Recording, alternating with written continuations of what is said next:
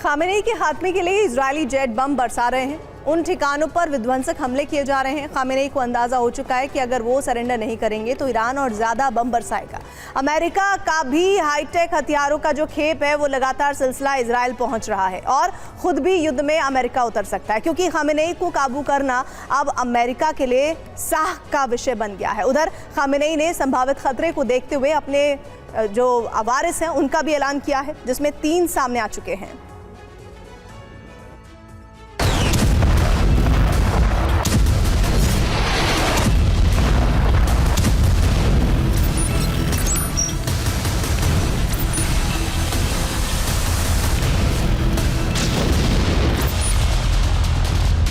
Khamenei ना Tehran में है,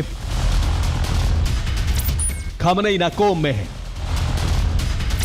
खामेनेई ना नतांज में है। इजराइल अमेरिका बौखला रहे हैं क्योंकि ईरान को काबू में करने के लिए खामेनेई का खात्मा जरूरी है।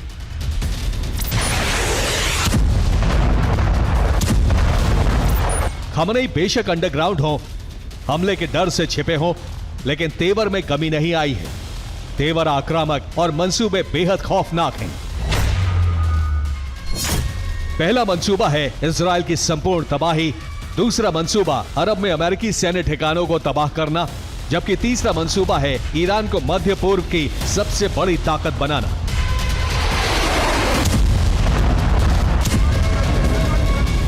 इजराइल और अमेरिका को इस बात का अंदाजा है, अगर ईरान ने परमाणु बम बना लिया तो अरब में बड़ा खतरा पैदा हो जाएगा। इसलिए खामेनेई को खत्म करके ईरान को रोकना बेहद जरूरी है। इसलिए लगातार उन तमाम ठिकानों पर बम बरसाए जा रहे हैं जहां खामेनेई के होने की आशंका है।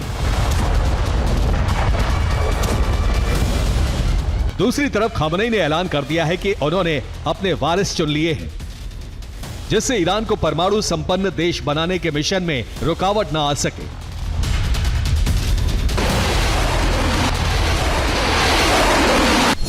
अली रेजा अराफी खामेनेई के करीबियों में शामिल नई तकनीक अपनाने के हिमायती रहे हैं। अली असगर हिजाजी राजनीतिक सुरक्षा मामलों के मंत्री, ईरानी खुफिया विभाग की जिम्मेदारी इन्हीं के पास है। हासिम हुसैनी बुशरी प्रमुख धर्मगुरु के तौर पर पहचान, विशेषज्ञ सभा के पहले उप प्रधान बनाए गए हैं। अली अकबर विलायती ईरान के पूर्व विदेश मंत्री रह चुके हैं। यूएस से परमाणु प्रोग्राम पर बात में शामिल रहे हैं। इसमें बड़ी बात यह है कि सुप्रीम लीडर खामेनेई ने बेटे मुज्तबा का नाम संभावित वारिस की लिस्ट में नहीं रखा है, जबकि वो राजनीति में भी सक्रिय हैं और इस वक्त आईआरजीसी को जरूरी निर्देश दे रहे हैं।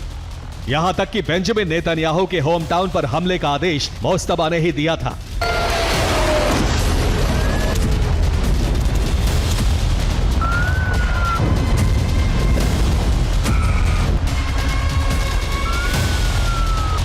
खामेनेई को अंदाजा है कि इजराइल और अमेरिका उनका मर्डर प्लान बना चुके हैं, जबकि खामेनेई इससे घबराए नहीं हैं।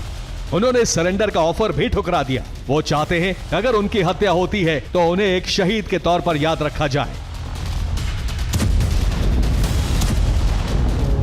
और इसको पुख्ता करने के लिए संभावित वारिस के नाम बता दिए हैं, जिनको लेकर सीक्रेट मीटिंग जल्द होने वाली है और फिर किसी एक का नाम आगे बढ़ाया जाएगा।